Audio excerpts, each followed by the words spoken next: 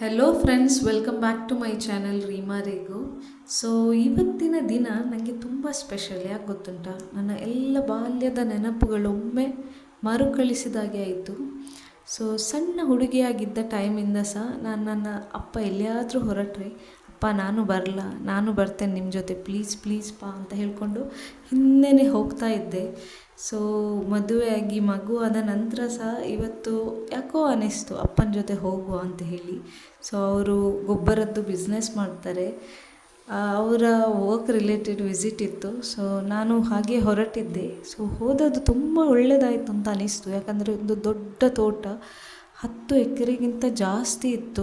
So ನಾನೆಲ್ಲ record ಮಾಡಲಿಲ್ಲ, ಸ್ವಲ್ಪ ಸ್ವಲ್ಪ ಮಾಡಿದೆ. ಸೊ ಒಮ್ಮೆ ನೋಡುವಾಗ ಅನಿಸ್ತು, ಈ IT BT ಬಾಸ್ ಕಿರಿಕಿರಿ ಎಲ್ಲ ಬೇಕಾ, ಹೀಗೆ ಒಂದು ತೋಟ ಇದ್ದರೆ ನೆಮ್ಮದಿಯಾಗಿ ಬೆಳಗಿಂದ ಸಂಜೆ ತನಕ ಕೆಲಸ ಮಾಡಿಕೊಂಡು ಆರಾಮಾಗಿರ್ಬೋದಲ್ಲ ಅಂತ.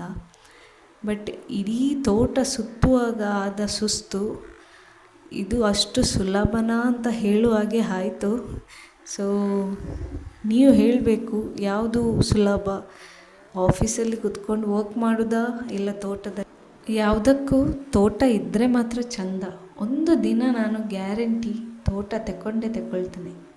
ಹೀಗೆ ನಾನು ಚಿಕ್ಕ ಇರುವಾಗ ನನ್ನ ತಂದೆಗೆ ಹೇಳ್ತಾ ಇದ್ದೆ, ಒಂದು ದಿನ ನಾನು ಸ್ಕೂಟಿ ತಗೊಳ್ತೇನೆ, ಕಾರ್ ತಗೊಳ್ತೇನೆ.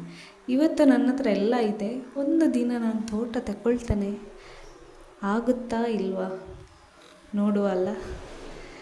ಸೊ ಇವತ್ತಿಗೆ ಇಷ್ಟೇ. ತುಂಬ ಖುಷಿಯಾಯಿತು ಮಾತ್ರ ತೋಟ ನೋಡಿ.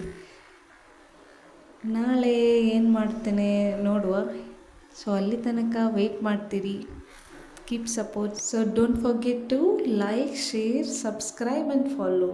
Bye bye.